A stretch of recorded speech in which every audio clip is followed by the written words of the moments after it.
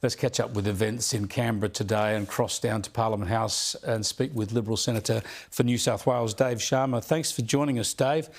I want to first ask about the topic that led off in question time, and that is the cost of living crisis in this country and the statistics that show that we've been in a per capita recession now for 6 quarters. That's for most of the duration of this government. Our personal household incomes have been going backwards. We don't seem to hear any action from the government to address this. No, we don't, Chris. And I mean, this is, the longest economic contraction going back, I think, to 1950. It's longer in duration than the 89-90 recession. It's longer in duration than the 82-83 recession.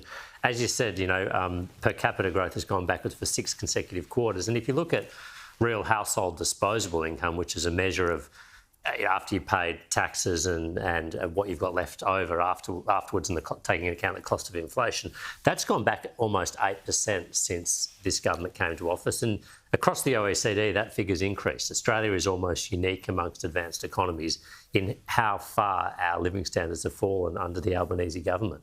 Yeah, it's just extraordinary. It's just extraordinary, and no wonder people are feeling it tough. We don't have to be told, but the statistics certainly bear that out. I want to ask you about the social media ban for kids under 16 years of age.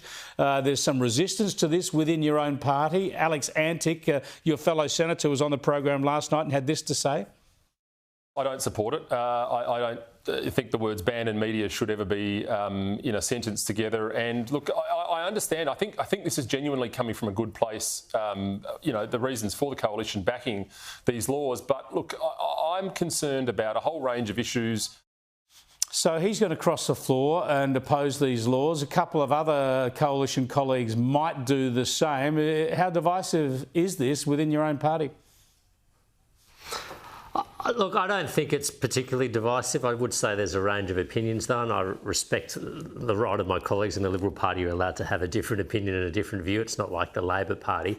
I would say that, on this, look, I approach this with reluctance and some scepticism, because whenever the government is seeking to regulate the private lives of individuals, I want to know what is the business case, if you like. But having, read Jonathan Haidt's The Anxious Generation, having heard from a number of people who are involved, I think the evidence is there's very little in the way of benefit by having, children under 16 on with their own accounts on social media platforms, Instagram, Snapchat, Twitter, and quite a lot of evidence of harm. It doesn't harm all children by any stretch, but it harms a significant number. And that can be from the catastrophic, people taking their own lives, to the more prosaic, people losing friends, people being socially isolated, people having addiction problems or, inability to hold their attention.